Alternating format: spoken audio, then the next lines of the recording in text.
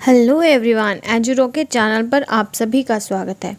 तो friends, D+B social science TGT और PGT के क्विक रिवीजन के लिए ये एक सीरीज स्टार्ट की गई है 1 लाइन क्वेश्चंस की। तो आइए आज की वीडियो स्टार्ट करते हैं। Question number 1, in Indian council act 1909 Minto Morley seats of legislative council was increase to. तो जो इंडियन काउंसिल एक्ट था, जिसे मिंटो मार्ले एक्ट भी बोलते हैं 1909 का, उसमें जो लेजिस्लेटिव काउंसिल है यानी विधान परिषद, उसकी सीट बढ़ाकर 60 कर दी गई थी। Next question, the famous epic Mahabharata was composed bye. तो एपिक जो महाभारत था ये सबसे बड़ा था और उसको कंपोज किसने किया था? वो किया था वेद व्यास जी ने। नेक्स्ट, गौतम बुद्धा's father was the chief of which state. Gautam Buddha जो थे वो उनके जो फादर थे वो कौन सी स्टेट के चीफ थे? वो थे Kapilavastu. Which part of the constitution provides for special provision for certain classes. Constitution का कौन सा पार्ट है जो कुछ क्लासेस के लिए एक स्पेशल प्रोविज़न प्रोवाइड करता है? तो वो है part number 16। Next, which country suffered disintegration due to political fights on the basis of religious and ethnic identities।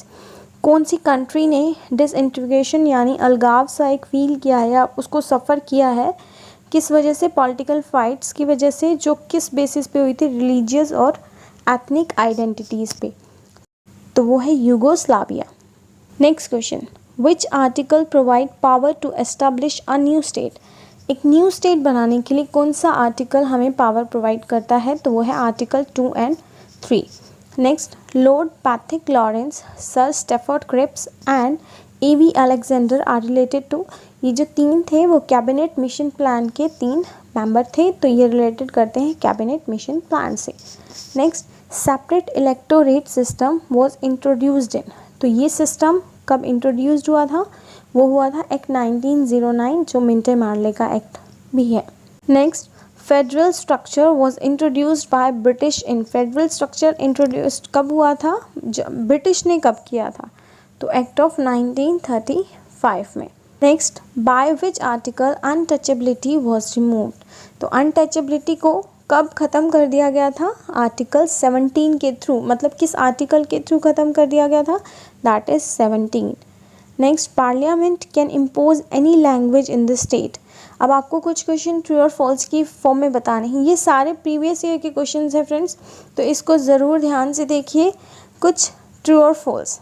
तो पार्लियामेंट कोई भी लैंग्वेज किसी भी स्टेट पर इम्पोज कर सकता है, मतलब ज़बरदस्ती कह सकता है कि आपको आज से यही लैंग्वेज फॉलो करनी है, तो no, this is false. Next, parliament can change the name of any state. That is true. वो किसी भी स्टेट का नाम चेंज कर सकता है। Parliament can change the boundary of any state. ये भी ट्रू है, बाउंड्री भी की जा सकती है। पार्लियामेंट कैन इंक्रीज और decrease the area of any state.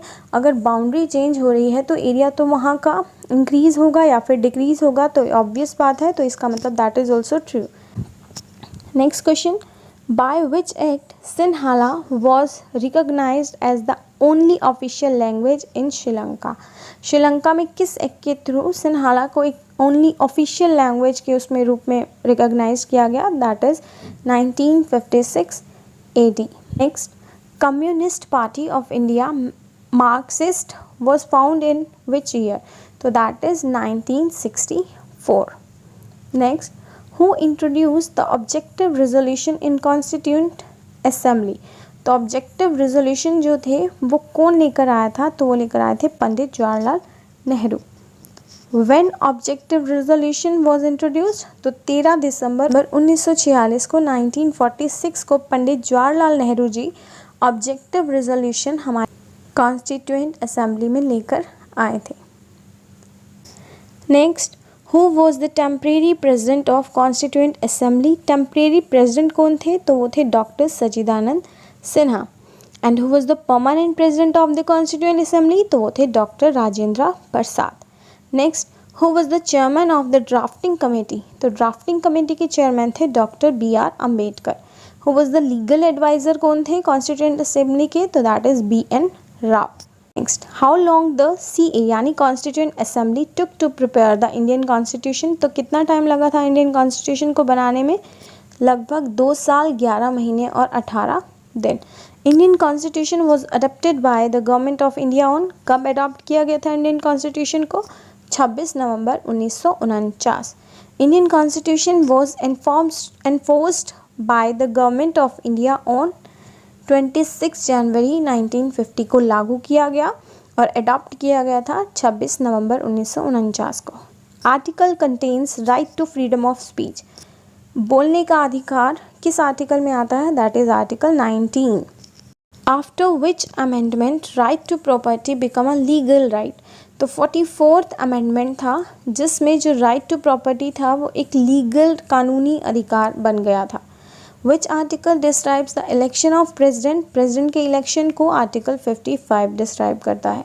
How many members are nominated by president in Lok Sabha, तो लोकसभा में प्रेसिडेंट 2 मेंबर नॉमिनेट करता है जिसे हम एंग्लो इंडियंस बोलते हैं। Which article provide special status to JNK यानी जम्मू कश्मीर को कौन सा आर्टिकल स्पेशल स्टेटस प्रोवाइड करता है? That is article 370। Next question, the retirement age of जजेस of the Supreme Court is, that is 65 years, और the retirement age of the जजेस of High Court is 62 years. Supreme Court वाले के लिए जो retirement age होती है जजेस के लिए वो होती है 65, और जबकि हाई कोर्ट वाले के लिए 62 ईयर्स।